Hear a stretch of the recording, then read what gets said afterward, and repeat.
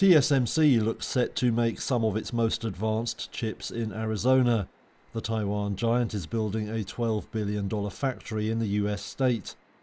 Reuters has previously reported that the firm was unsure whether the plant would make advanced 3nm semiconductors. Speaking Monday, founder Morris Chang said it almost certainly would.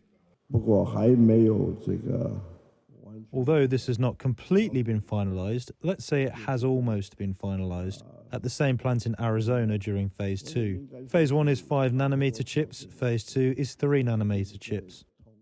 TSMC is the world's largest contract chip maker and a major supplier to firms like Apple. The strong position of it and other local rivals has caused concern that the world is too reliant on the island's output. Chang says some countries have chip envy.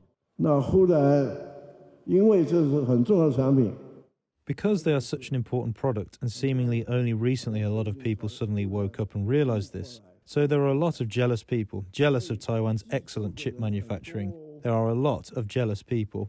Chang didn't say who exactly was jealous. Both the US and Europe are putting up billions in incentives to encourage chip makers to set up closer to home. Taiwan's big firms are among those being courted.